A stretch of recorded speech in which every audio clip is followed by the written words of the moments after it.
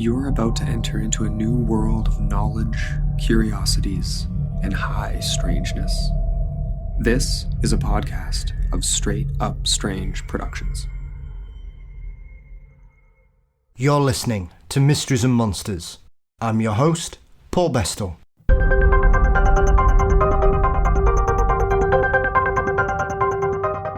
Welcome to Mysteries and Monsters. This week we return to the paranormal, and we're off on a road trip around Illinois' most haunted locations outside of the major city of Chicago. Keeping me company on this paranormal pursuit are our good friends director Joe Tury and Chad Lewis. Joe's latest documentary, Paranormal Prairie, takes us to some of the Prairie States' less well-known supernatural hotspots. We head out to Williamsburgh Hill, home to a spectre on the hunt for children to join in some paranormal pastimes. The whole area seems to be permeated with high strangeness in every aspect. We then head down to Greenwood Cemetery, home to ghostly brides and forgotten history, take a short trip to Alton and its haunted and infamous Mineral Springs Hotel.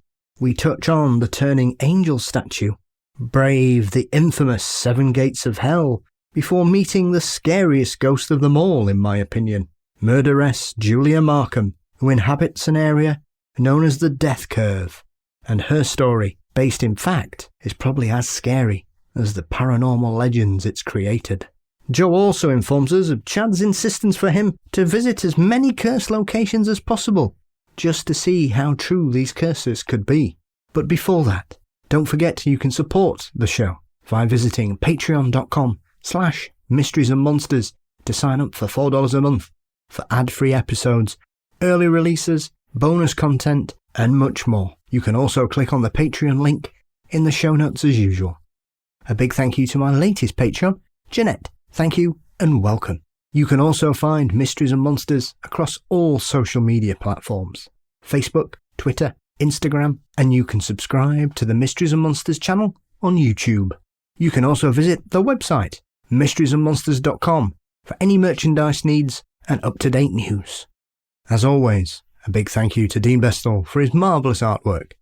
The show is produced by Brennan Storr of the Ghost Story Guys, and Mysteries and Monsters is delighted to be a part of the Straight Up Strange network.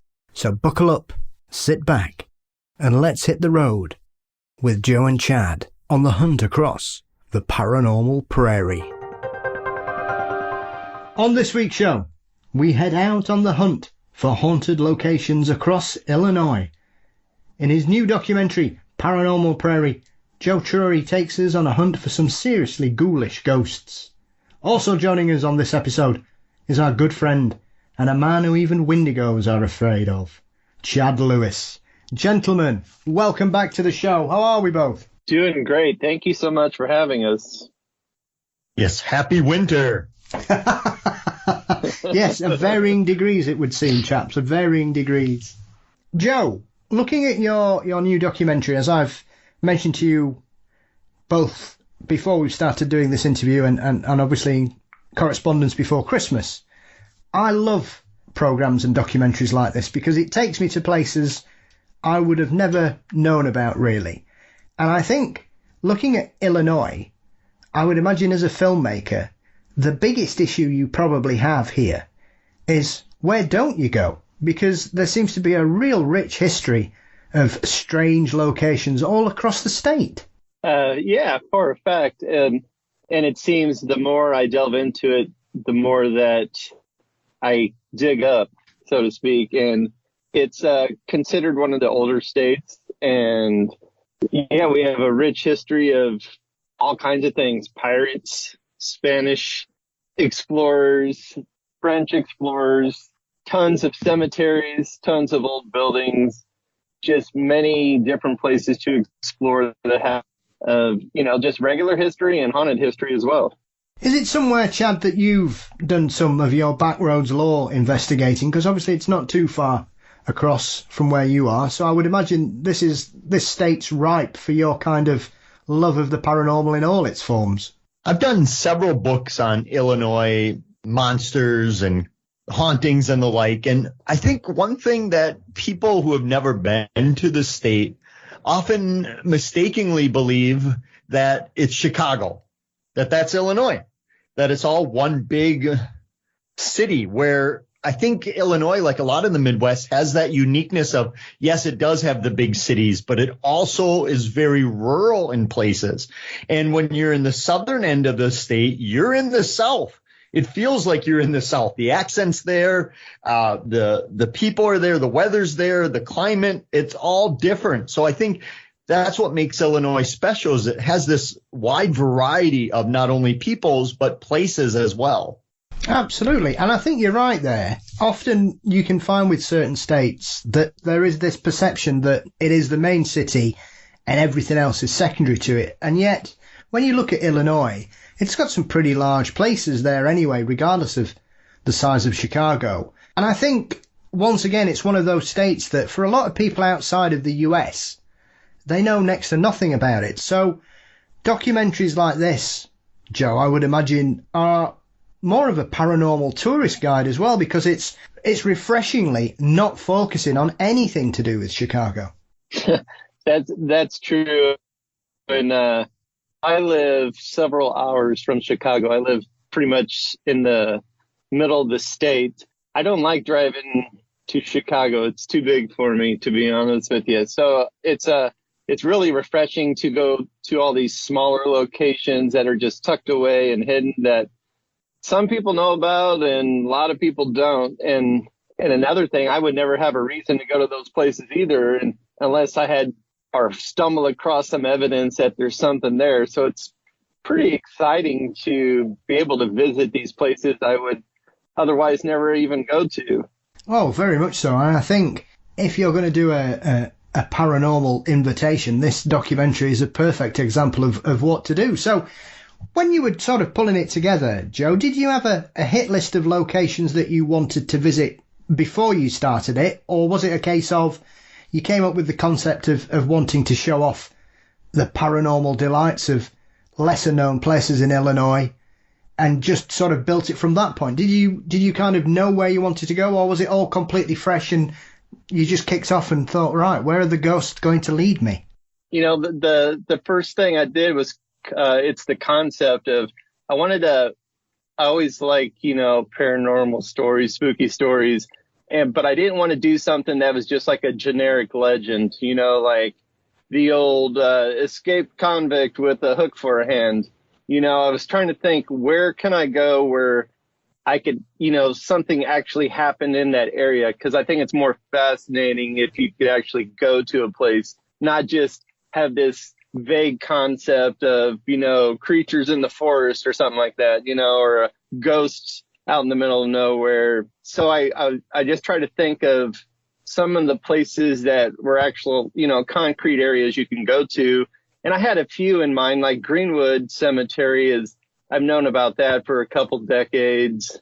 And the Turning Angel is something I've heard about for a couple decades. But then as the best place to do research is to look at the work that, a lot of amazing authors have already researched, like Chad and Troy Taylor, Larry Wilson, who's also in the movie. People that write these books, they're more than just authors. I consider them historians because they really delve into these mysteries, the backstories behind them.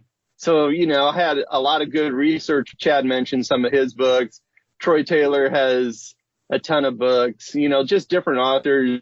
There's just a wealth of information in those books to find. So I just did a little research in them, had some chats with Chad of some locations, so that's basically how I figured out where to go to. And then there's always the Williamsburgh Hill one was actually one of my coworkers used to live in that area, and she told me to look into it.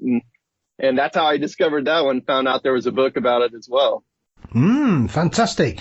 I suppose for you, Chad, as well, when you're coming into a project like this, as Joe refers to, there's such a rich history all across the state. For you especially, I would imagine it was hard pressed for you to kind of pick your favourite. I mean, you do cover an incredibly dark and tragic story with a paranormal twist to it as well. So how was it for you sort of sifting through everything you knew about Illinois? It's really difficult because you have to decide what you want to focus on. Where if you want sensational stories that may or may not be true, there are tons of those. If you want ones that have a historical bent to them or a origin story, you have those. If you want major cities, like people love doing walking ghost tours of big cities and pub crawls. And I love that too, but I also really enjoy those rural, desolate places where help is nowhere to be found. You're on your own. It's up to you to find the place, which is sometimes a challenge in itself. So I think putting something like this together, Joe had a difficult decision of what do you want to focus on? Do you want, and I think what I love about the movie when it came out, or the documentary, is that it's not a bunch of teenagers running around with equipment to detect ghosts that where nothing ever happens. It's really focusing on the history and the mystery in it. For me, it was really a throwback to the old documentaries of the 1980s and 90s where they focused on the stories and the legend and the folklore rather than, you know, some character actor running around scared. Very true. I mean, the other thing that attracts me to documentaries like this is, as I'm sure I've mentioned in passing before, chaps, and I know I've mentioned it on the show, I grew up in an old vicarage as a child, which was haunted, which was straight across the road from our local graveyard. So I've always had a very comfortable relationship with graveyards. I find them deeply fascinating places, and whenever I go anywhere, I will often just have a little wander around the local graveyard just to drink in, as you say, some of the local history and the characters of places wherever I go. And some people might think that's odd, but as you referred to there, Joe, I think one of the strongest points of the film is also the fact that we are talking about historical aspects of it. We are talking about these towns' pasts and characters that have lived there and some of the stories. And as you mentioned about Greenwood, here's a cemetery that has a very strange history, as you mentioned in the section about it, because unusually for a state in the north, there were a lot of Civil War victims buried there from the Confederacy, which was quite unusual. But as the section explains, unfortunately and rather sadly, they simply just couldn't be bothered to take them anywhere, could they? Right. And, that's like an important feature that I was looking for these stories. Is there documentation of the stories behind them? I totally enjoy the historical aspects of graveyards too. Ironically, I don't really like messing with with spirits and stuff. That scares me the most, to be honest with you. But for some reason, I'm drawn to the stories. I don't think it's weird to be attracted to graveyards. I don't understand the attraction myself, but I'm with you. Like, I like visiting them, especially in Illinois. Well, where I am, we have like Greenwood and Oak Ridge, where President Lincoln is buried. Mm. They're very park-like. They were actually designed to look like parks, so they have this certain quality to them. And Greenwood not only has like this park-like quality, but they're, like you mentioned, the Confederate soldiers. It has the a Union soldier cemetery, and it has all these mausoleums, where in central Illinois, mausoleums aren't common at all. So that's like one of the first things you notice. You go in there and there's these, I think they're cool looking, just intricate mausoleums at the entranceway, like a good dozen of them. So it like gives you this kind of a eerie vibe just by looking at it, that, kind of sucks you in there. What's your feelings about visiting graveyards, Chad? Are you a fan, or is it something you tend to avoid unless you're on the hunt for something? People tend to forget that graveyards used to be a place to congregate, that families would have picnics there at the gravestone of their lost loved ones, and it was a family outing. People would sleep in graveyards at times, just going out there. So it was, I think a lot of them, as Joe just alluded to, were designed to be used for more than just a burial ground that you visit once on the anniversary of your loved one's death, that they were meant to be a place for people to use. So I'm with you, Paul, that I love whenever I'm in a new town, I'll go explore the graveyard, just looking at some of the sayings on the graves and who's there and how they're positioned. It's a good way to get to know the town's history. Absolutely. I think you can learn a lot about a place, and I often find it really kind of jaw-dropping sometimes when I look at the dates on some graves. Obviously, it's not a competition here, gentlemen, so please don't take it in that manner. But obviously, I can wander around graveyards here, and there are people buried from the 1600s here. There is a very famous village 20 miles away from where I live called Eyam, which is notorious because it essentially quarantined itself during the Great Plague of 1665, and a large proportion of the villagers basically protected the outside world and just locked themselves away, and unfortunately a lot of them passed away of the plague.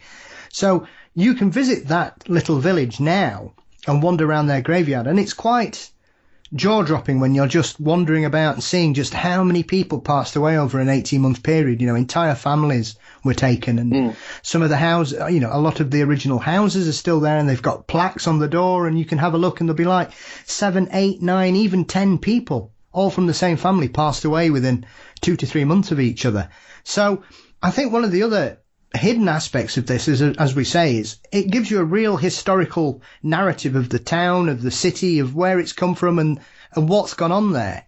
And as you say about Greenwood, I think for a lot of people, they probably don't know anything about this history with the Confederacy and what went on there. And also when you're talking with John about that particular area, this whole flood that came and washed a lot of the bodies out. These are momentous incidents that have occurred that really are quite shocking when we look back at it. But I think unless you sort of get past that kind of scare factor of a graveyard and deal with it at the end of the day as an area to respect past loved ones and friends that we may have lost, these are areas that were designated to be visited regularly, and therefore for a lot of people, they find a lot of peace when they go there. Yeah, for sure. And that's kind of the difficult part about filming these for me, is you have to maintain a level of respect because, these were people just like you and I that deserve respect, that have passed away. And how do you balance that with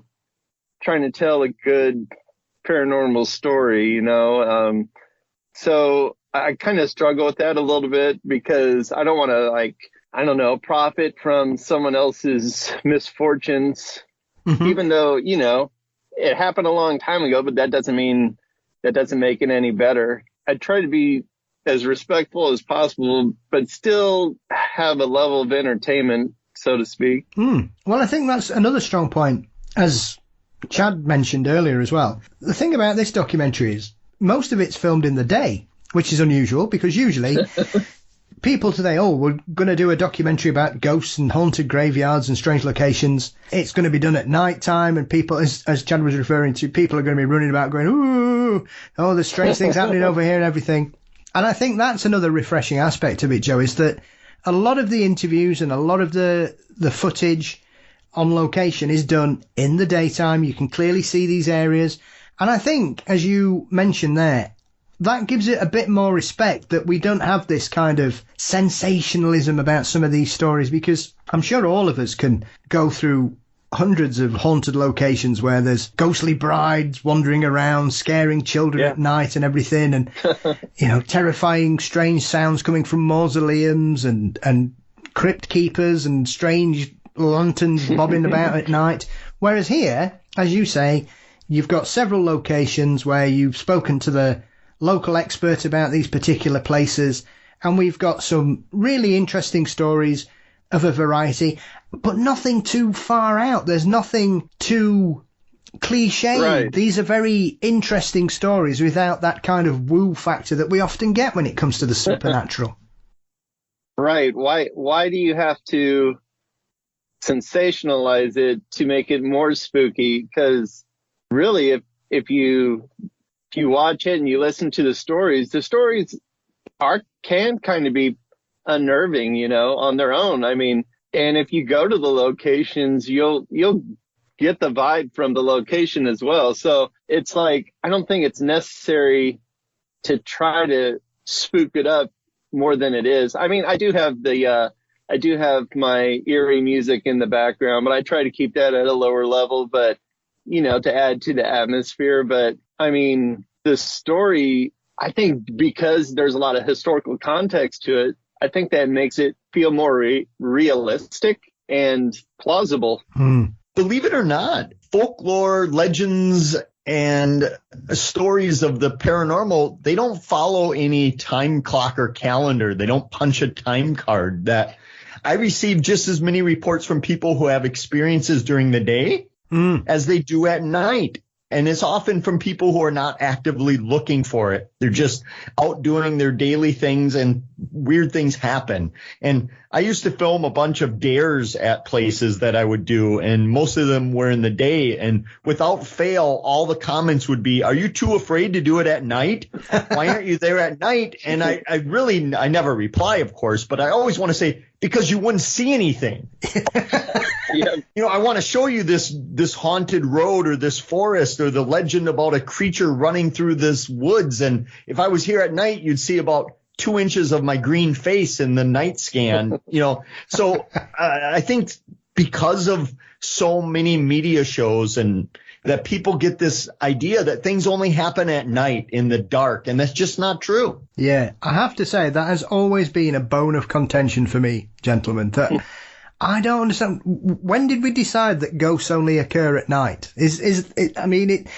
I know people say, "Oh, well, it's quieter at night." Well, I suppose it depends where you are, because if you're in a graveyard or a place such as that, it's usually pretty quiet all the time, and you're probably more likely, as you say, Chad, to spot something when you're not running about with night vision goggles on or special green lights everywhere.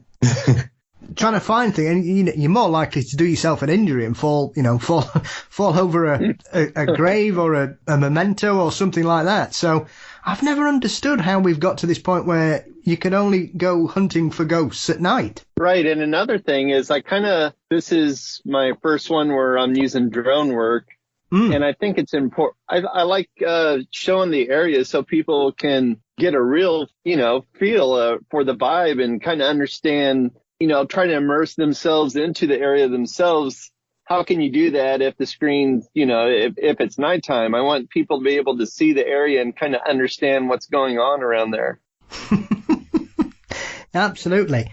I think it was interesting as well. Williamsburgh Hill. It sounds like what doesn't go on in this particular area. I mean, it seems to have everything. We've got alleged cryptid sightings, UFOs, strange lights. But I think, other than Chad's story that we'll get to later, this is probably the creepiest story I think that's featured in the documentary, because the one about the old woman asking kids to come and play with her children is very, very creepy. So what did you think when you heard that story the first time, Joe? Because for me, that's the first place I'd think, well, I know where not to bring any children if I have them with me.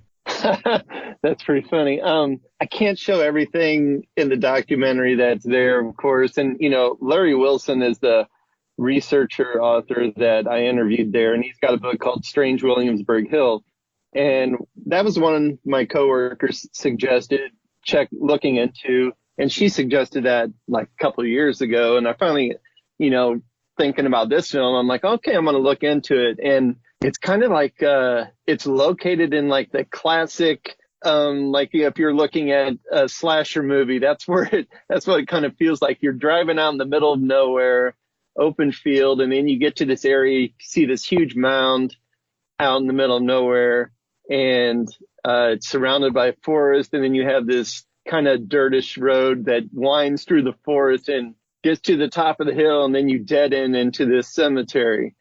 And it's like, okay, I could see why people are kind of creeped out by this spot. And then Larry was telling us a couple of his adventures there and some of the stories that are there. And there's a lot more stuff that, like I said, didn't make the film. The children, there's stories about children being heard underground, their voices,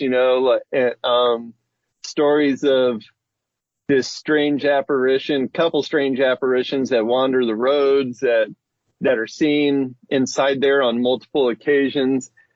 I think he told me this, it's in the book, but it's a really creepy story about, sounds like there's like a Bigfoot-like creature that wanders around the cemetery in the forest there, hooded figures, which, you know, who knows what that is, you know what I mean? So it's like the classic area where you think something's going to happen and chances are something will happen. It definitely had like when you go into these places, sometimes your senses take over and you get a little bit too hyper or whatever you want to call it. But yeah, when I first went there, it creeped me out for sure.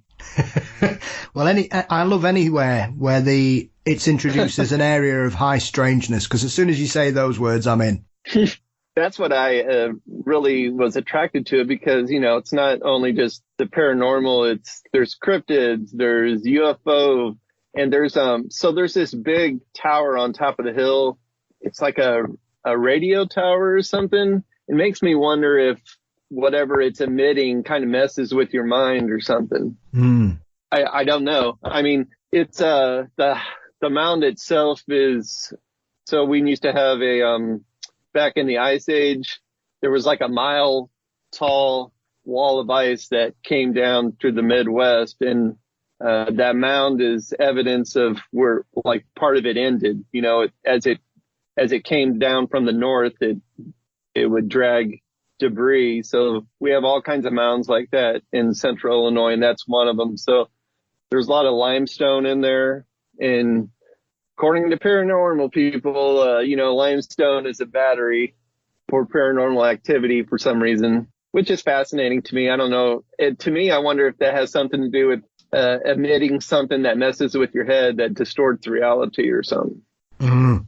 I mean, the story that Larry mentions about this old woman, and the thing about this is that there are 2 occasions where somebody's reported this as well, chaps, which I find, it's one of those stories that you don't hear many similar ones, because there are often stories about people seeing ghostly brides wandering around graveyards, or, as I said, phantoms and lanterns and all kinds of things, and strange occurrences going on, and occasionally you'll have haunted tombstones and things like that, right, and strange images. But this is a really odd story, because the fact that 2 different children have reported meeting some old woman, inviting them to come and play with their children, and they go, oh yeah, no problem, where are they? And then this old woman says, underground.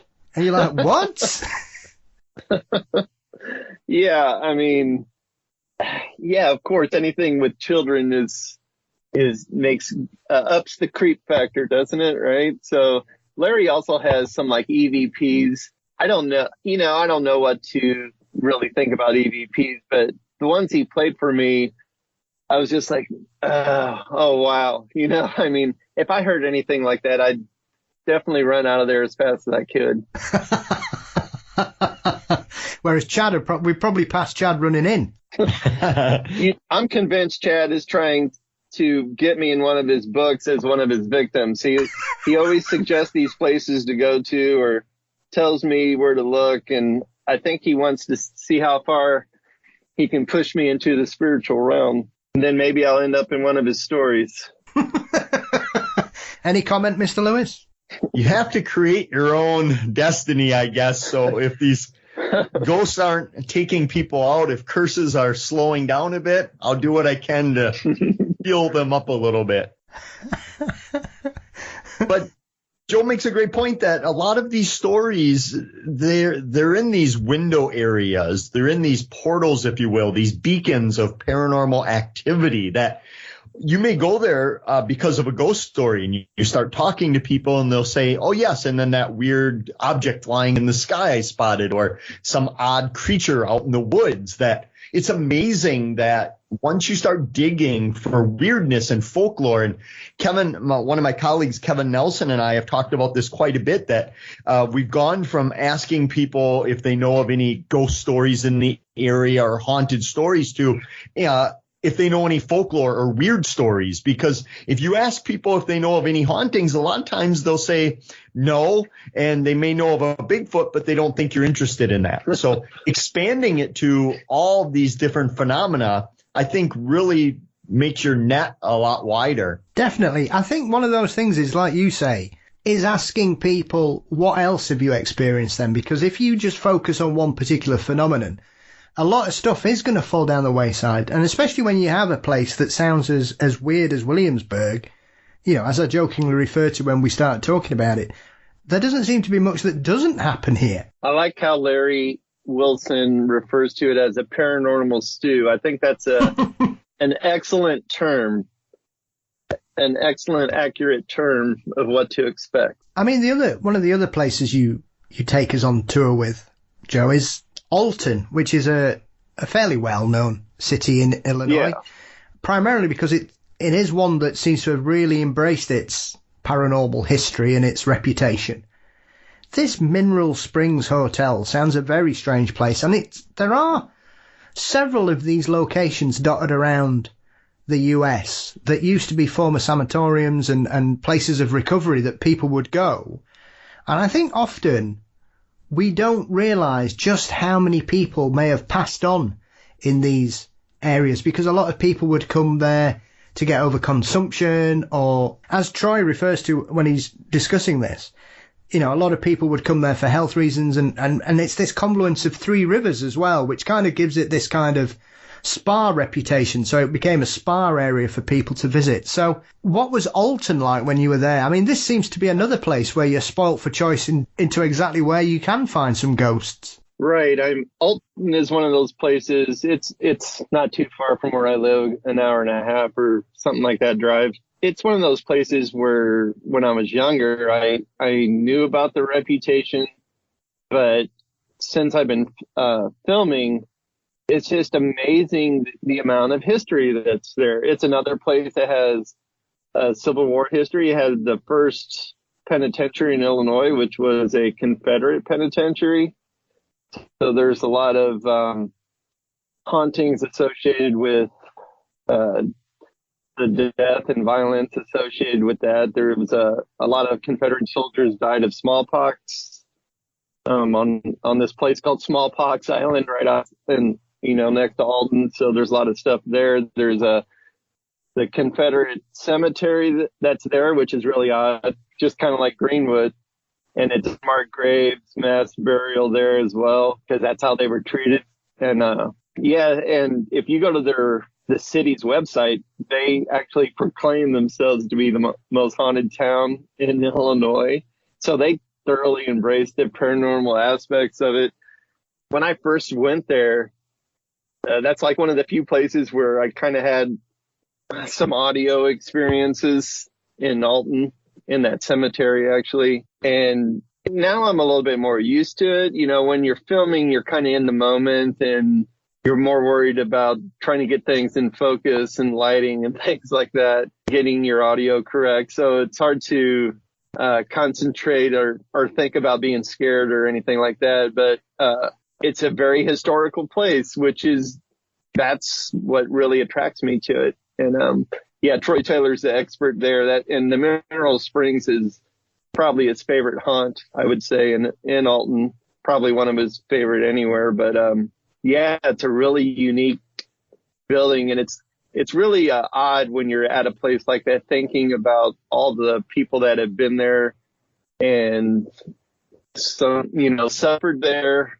perhaps, or died there or whatever. It's just a really odd feeling. I was going to ask you about this as well, Joe, as you touched on there. When you're sort of editing this and when you're filming, as you mentioned there, you're in the zone, as it were. You're just bothered about, is the camera giving me the right shot? Can I hear the audio? Does everything look all right? Can I hear what we're recording? Does it make sense? So when you kind of sit down in the studio afterwards, are you kind of a little full of trepidation, more so now? Because as you've mentioned there, you've come across a few things when you've been pulling it together. I mean, is there anything that particularly stands out that kind of raised the hairs on the back of your neck at any point?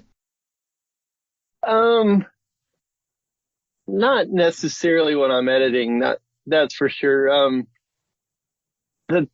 When I was in the cemetery there, this was a couple years back, and I had some audio equipment on. I heard some really strange noises that I couldn't explain, but I mean, it's sensitive equipment, so who knows where it was coming from, but that like made me get out of there pretty quick. I don't really have a ton of like weird stuff happening when filming, probably because I'm in the zone or whatever. I get more nervous from some of the locals that are there than from anything in the spirit world or whatever. But and my other cameraman, Clayton, we joke about this often about synchronicities.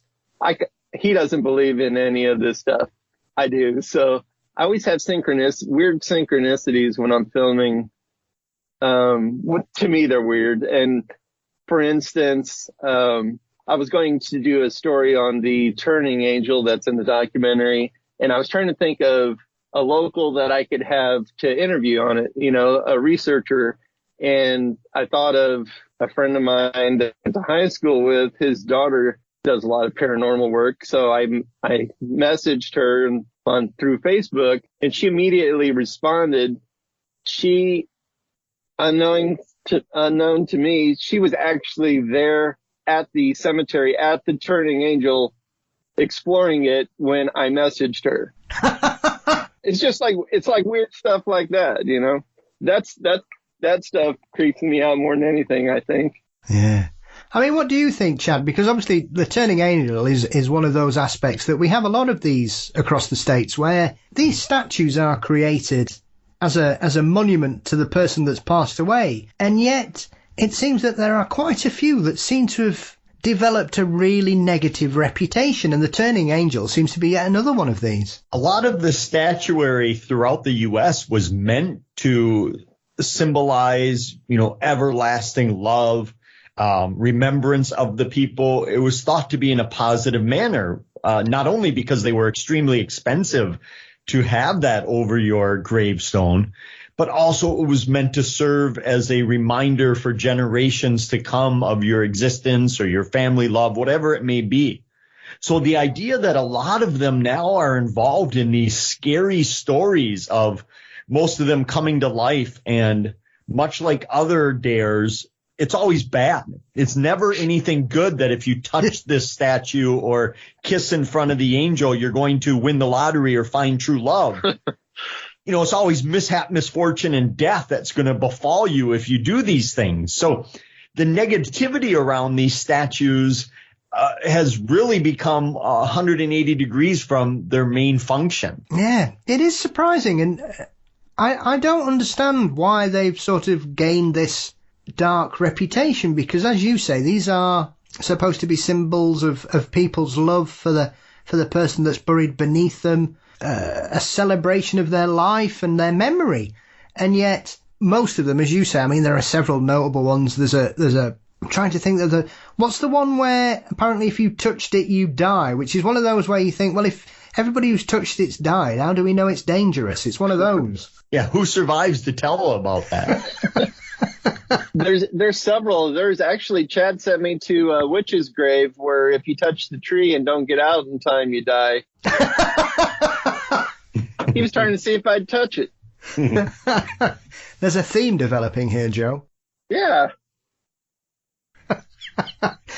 And what's interesting is when Joe was talking about Alton, I've often thought that there are many places around the world, many cities and towns and such, that you could plop down and do a life's worth of research on that one specific town. And what's great is there's nobody that knows more about Alton history and legends than Troy Taylor in the documentary, and that's evidenced by how good he is on the documentary. But I've often believed there are so many of these places, known and unknown, where you could just, hunker down and spend your whole career looking at oddities throughout one small place. Yeah, it is. I think this is the other aspect of this, is that for a lot of these places, it's the ghosts that bring people to them, because as we've mentioned, a lot of this is wrapped up in an area's history. And I think often we forget, and, I've spoken with Chad before and yourself Joe, when we've talked about Big Muddy and the Van Meter.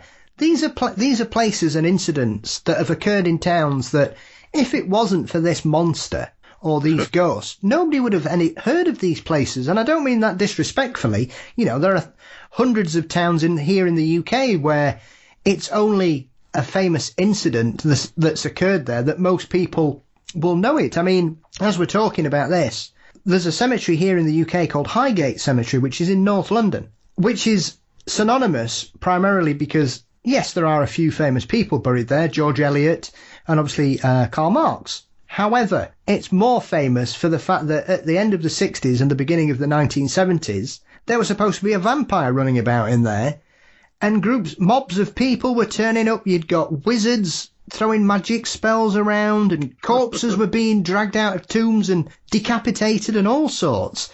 So if it wasn't for that, I don't think many people would even have heard of Highgate Cemetery, and yet, because of all this craziness that happened at that period, that's why people know where Highgate Cemetery in London is, because there are several notable cemeteries in London, but Highgate seems to have this reputation as being the most paranormal, primarily because of all this vampire craze that went on at that period. Although I totally agree with you that that's absolutely true. I also think that, I also look for things that are a little bit less known, because it also brings a little bit more authenticity into it. Like I've been to quite a few places throughout Illinois where it's very historical and they have these legends and folklore of the area that no one knows about, because the residents themselves know about it, but they just see it as part of their territory, part of their life. They don't really go out and try to exploit it. Not that other towns, welcome to tourism. That's fine. I don't think that's bad or anything. I'm just saying I'm doing some investigations now where it's very, very historical, but they don't see it that way. They just think like, well, this is just part of our existence. This is everybody. This isn't important. I think it's important to tell these stories, So it's kind of fascinating to find these places that have these legends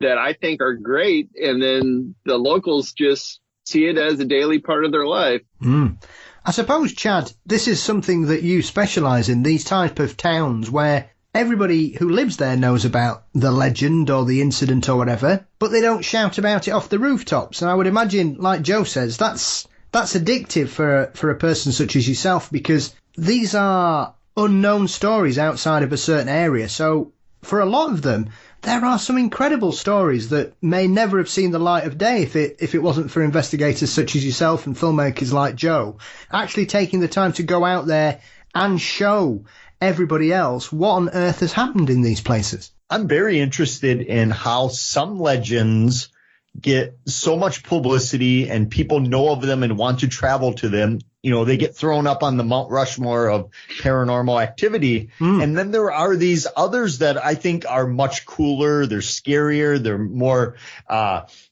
based in reality that people never hear of. They're not interested in it at all.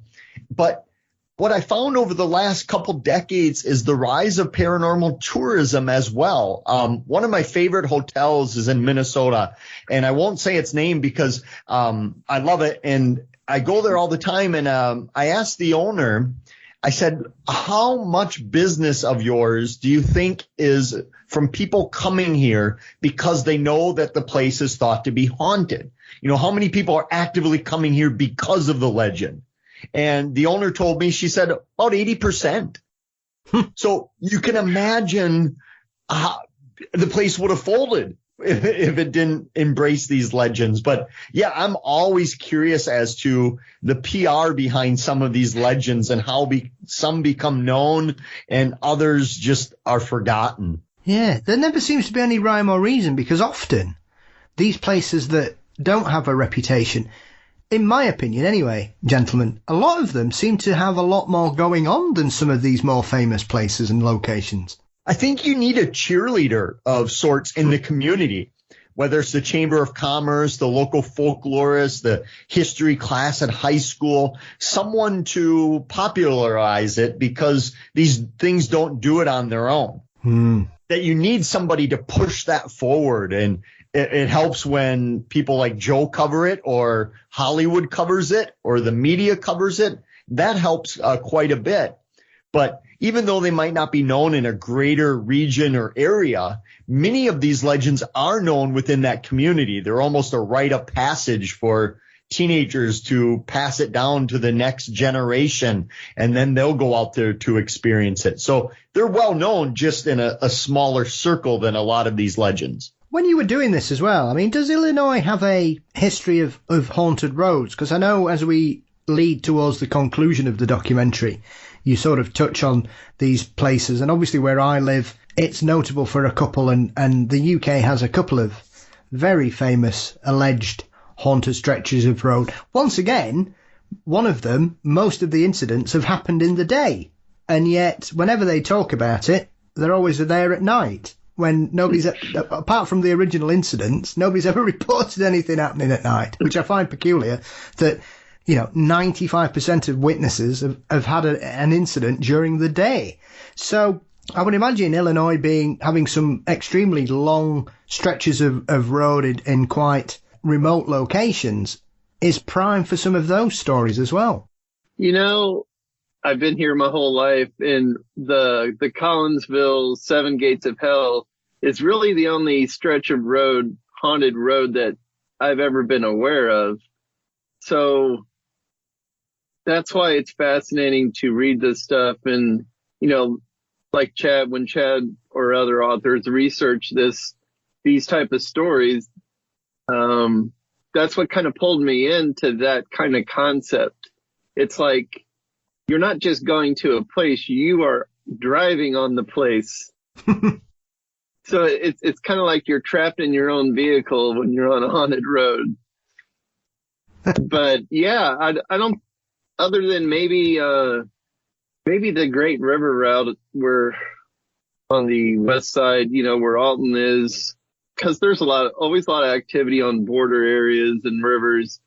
There might be some more stories down there. And Collinsville is kind of that way, but not quite on the edge. But yeah, other than that, I've never really heard of anything until, Chad suggested the Death Curve story. Yeah. Well, what a way to wrap the film up, because you warm us up with the Seven Gates of Hell, which is a very strange, it's a strange run anyway, when you've got this stretch of road with all these little bridges over it, it's a very peculiar landmark, if nothing else. Yeah, and what's really odd about it, so there are 7 underpasses, and they're small because they were built such a long time ago. The vehicles were smaller, and I imagine maybe there was still horse and buggy at the time too. But it's the graffiti is what is unnerving. It's like just layers and layers and layers of graffiti, which is testament to how long the locals have been going out. As Chad says, the rite of passage. That's what, these kids go to these alleged haunted locations, and they just spray paint all over these bridges. And I thought to myself, I wonder why the local police don't do anything about it. But they probably just got tired of policing there, because the road's out in the middle of nowhere, a lot of it. And it's just crazy seeing just this weird graffiti that, it's probably an inch thick at this point. On the road, on the side of on the bridges, on the road, everywhere. It's an odd sight for sure. Yeah, it certainly seems. It's one of those as well. You kind of can't place it when this kind of reputation starts with something like this, Joe, because obviously, as you refer to, people have been going there for decades and graffitiing it and leaving messages of a variety of standards, shall we say? Yeah. So clearly, this reputation is well established in that area, and it goes back to sort of the 50s, 60s, whatever. We can't really and I find things like that really interesting, because it's, when did it start? Why did it start? How did it start? Because it's one of those where some places there is an incident or a legend that springs up due to a well-known person passing away or a tragic incident, whereas here it just seems to have developed this whole reputation as being a cursed area of road. Right. And that kind of like takes me back to what I was saying about authors, and Chad's like excellent with finding the root of the legend, which I have absolutely no idea how he finds out some of this information. Like, I wouldn't know where to begin to look. And like, if you read his books, they go into a lot more detail than I can go into in the documentary, of course, but having that historical reference, like the root of the legend, that really brings it to life to me, because it's like, okay, there is something based in truth here. Is there really activity? I don't know, but at least there's a foundation for the story behind the story, so to speak. And I find that super, super fascinating. I mean, Chad, when you're looking at places like this, as Joe mentions there, do you have a specific criteria that you think, right, how can I unpick this legend? Where do you sort of start? Or do you, which may seem rather obvious, do you start from where we are and work your way backwards? Or do you attack different legends in different ways, perhaps? It certainly varies on the legend. I think any researcher today builds on research done in previous generations by people, whether they were researching the paranormal aspect of it or the historical aspect or maybe the architecture of some place. That a lot of stuff has been done, but finding the true origin of these legends is very difficult. Many of them don't have one.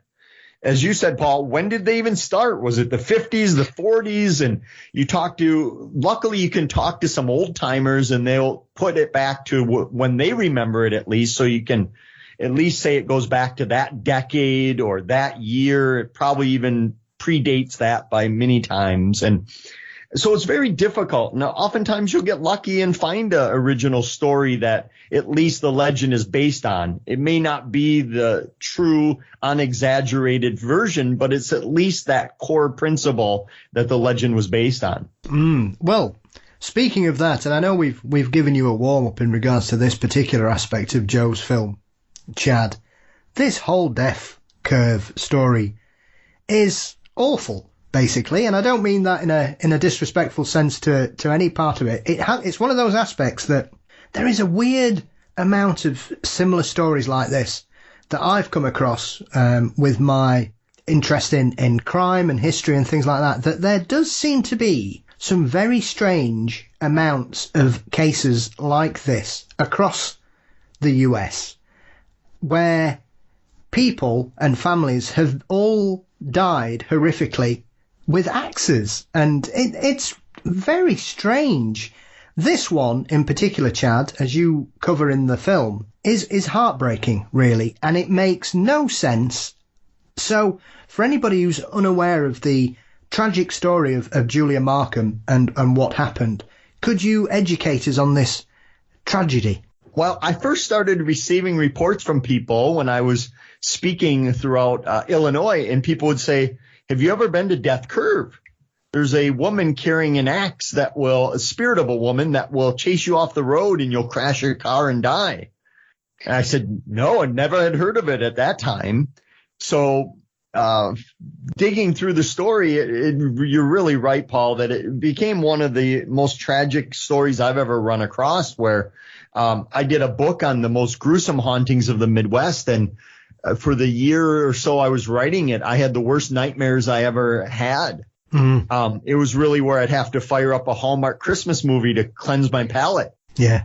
And so the story of Mrs. Markham is one of tragedy. In 1905, she really snapped and went psychotic, lost her mind, and sent her two oldest children out to gather wood and water for the day.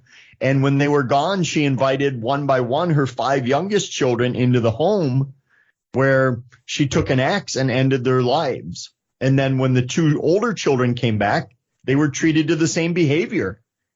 And then in a matter of a moment, she snapped out of this spell she was in, if you will, and realized all 7 of her children were dead.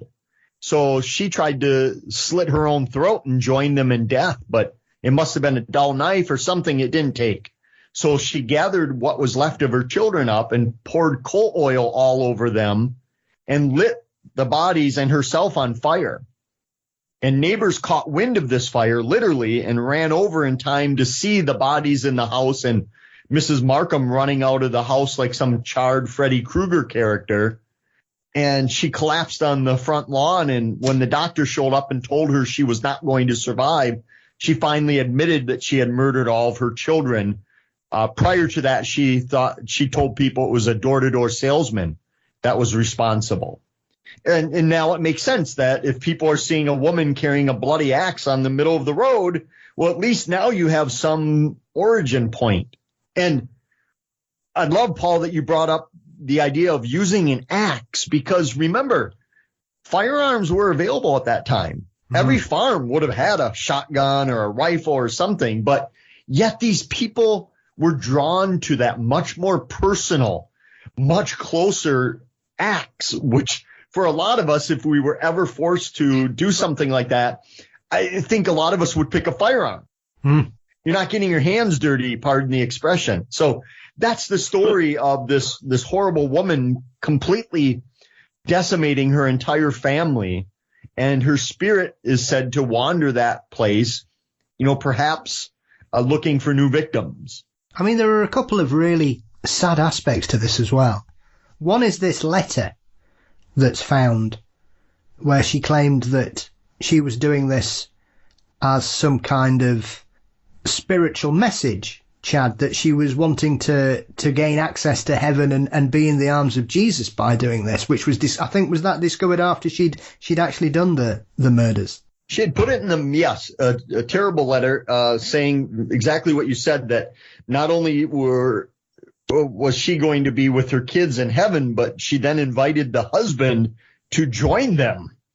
And she premeditated this because she put the letter out before she committed the heinous acts. So she had thought about it. She had put the letter out so it would be discovered after the fact. And when her husband did come home, in many newspaper accounts, they wrongly put that he had committed suicide because of the sorrow that he experienced, the loss of his entire family. But he actually did survive, moved out of the area, as you would expect, and spent his life in Illinois, ended up marrying later in life again. But the idea that she would do this to, again, the people she was entrusted to care for, I think for a lot of us, that's the hardest aspect, that as a child, the person that's most responsible for your safety is the one you have to fear the most. Mm. And I think the other tragic aspect of this is, and I think you mentioned it as well, Chad, weren't they all buried together as well because they simply couldn't afford separate graves, despite the fact that she'd murdered her entire family? The newspaper said they scooped up, and not to be blunt about this, but they scooped up what was left of the remains of the children and dumped them into an unmarked grave at the cemetery. And because of family finances, all they could do was to bury her next to them in an unmarked grave. So now not only did they suffer this ill fate in life, they're now suffering in death, being buried right next to their murderer. Unbelievable. So when did this reputation of this spirit or this axe-wielding ghost start appearing, Chad? Were you able to kind of, as we've mentioned there, look at when this legend or this story began to sort of seep out into the local community? Because I think the other interesting aspect of this is obviously this happened at the turn of the 20th century. So, as we jokingly mentioned a couple of times, a lot of people in those days would be using horse and buggies or just horses. So is it one of those stories that's developed as the spread of the motor car came into fashion, or was it something that kind of just started after these tragic events? I was able to trace it back to at least the 1970s. In my mind, it probably started a couple days after the event took place. Not necessarily the idea of driving down the road and being run off the road by this deranged lunatic, but obviously the idea that this was a cursed place. It probably would have been talked about throughout the community the day after the news broke. That's the way these work. But over the years, they just progressed a bit and always have changed. And I think we can't underestimate the importance of vehicles in folklore. For a lot of the people that experience these things, the vehicle is their first sense of freedom. That outside of their bicycle, the vehicle is the first thing that allows them to be on their own outside of their parents. They can't get an apartment yet. They can't rent a hotel room. They don't have a house.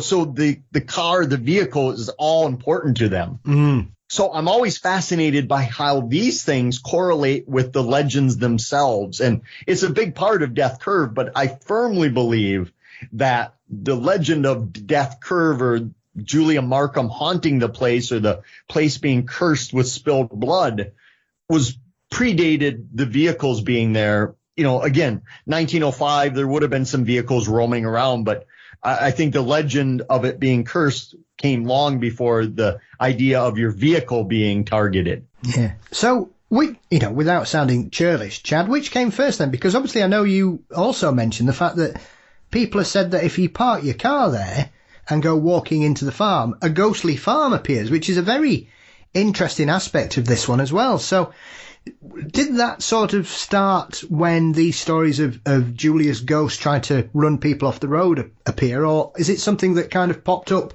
further down the line, as it were? Great question. I simply don't know. I don't know. That's a great question of, which one came first? Does one influence the other one?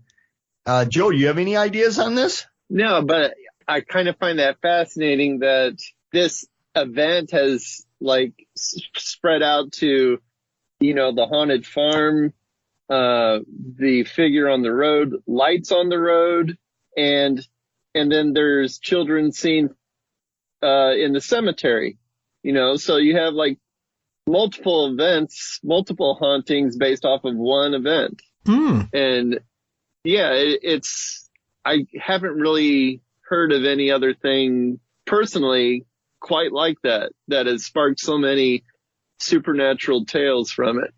Absolutely. I mean, it is a tragic story regardless. And once again, as I've said, Joe, one of the strengths of this documentary is the fact that we do have some real historical narratives here. Yeah.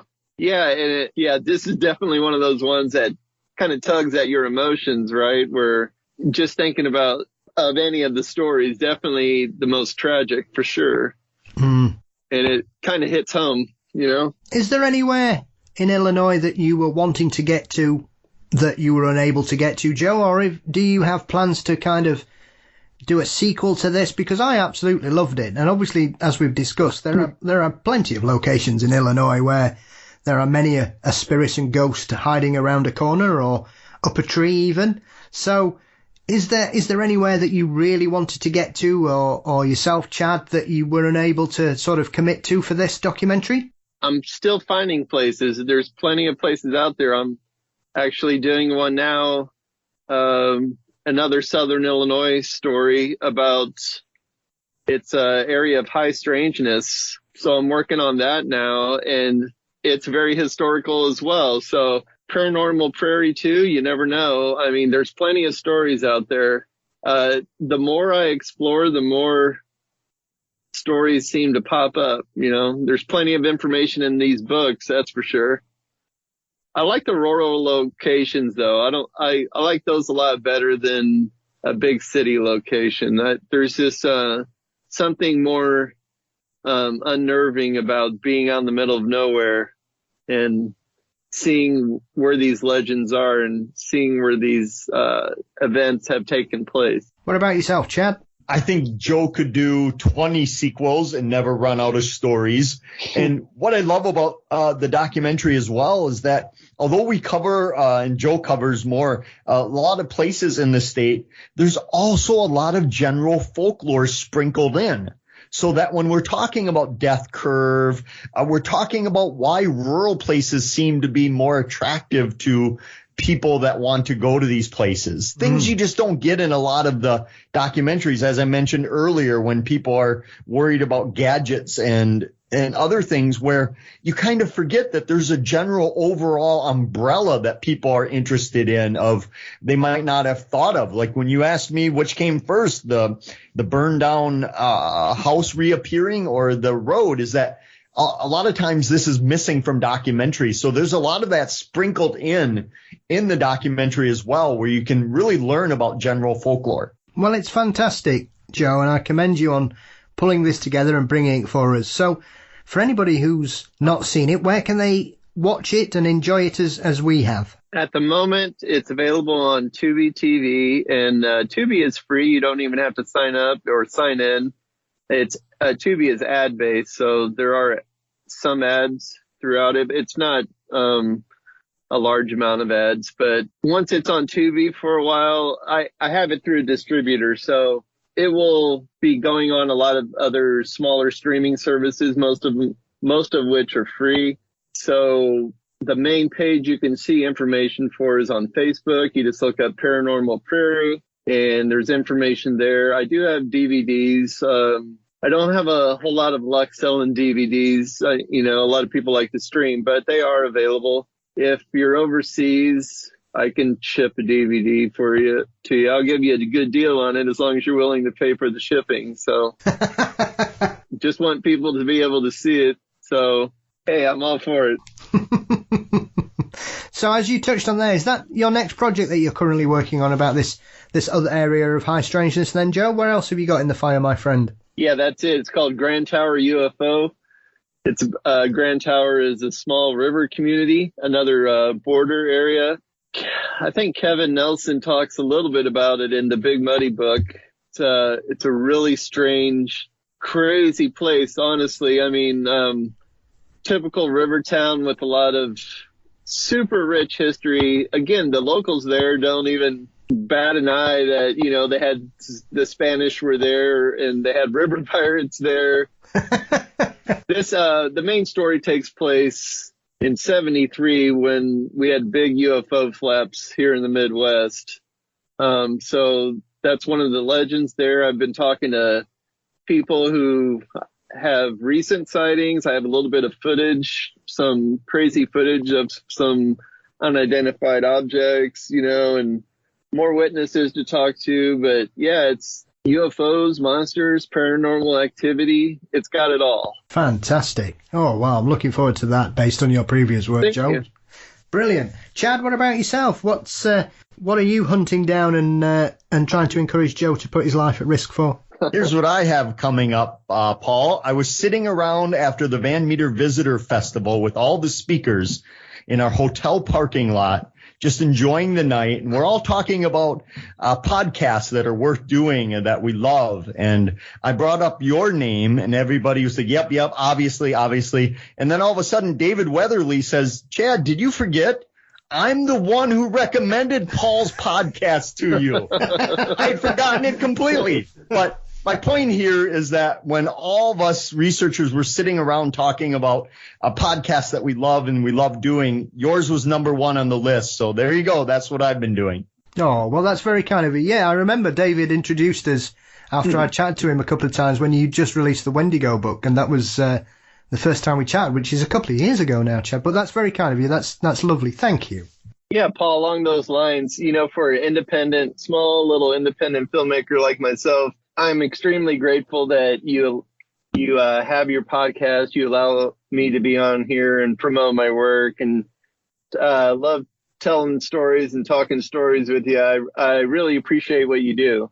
Oh, well, thank you both. You're very kind. I mean, David surprised me because he gave me an acknowledgement in his last book, Chad. So, which he didn't tell me at all. I interviewed him in November and he was telling me about his new book coming out and he never mentioned it. And I just finished reading it the other day as I was recovering from my from the plague.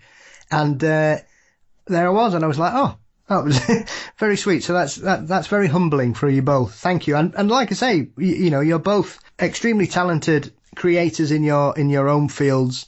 Joe, I loved your previous documentary, Big Muddy. This one's another one, as I said, that I love things like this that just take me to places I wouldn't know much about. And Chad's obviously written some fabulous books and been very generous with his time and his Christmas cards that he sends me now. So, thank you both as well for fitting me into your hectic schedules, gentlemen. I'm going to do Absolutely. some research and send you on some death-defying places over there as well, Paul, so you can join Joe in your hunt for the end.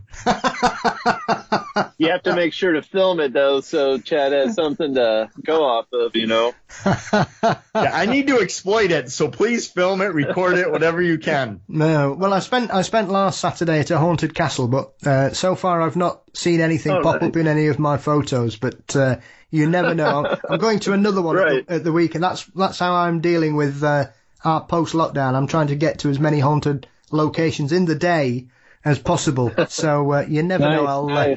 I'll keep my camera with me. So, as always, chaps, once again, Joe, where can everybody follow and find out about Paranormal Prairie? Facebook.com/Paranormal Prairie and Tubi TV. Brilliant. And Chad, where can everybody keep up to date with you and your excellent work and get hold of any copies of your books about some of these strange legends in Illinois, my friend? You can find me trolling Joe on his Facebook page, Joe Tury.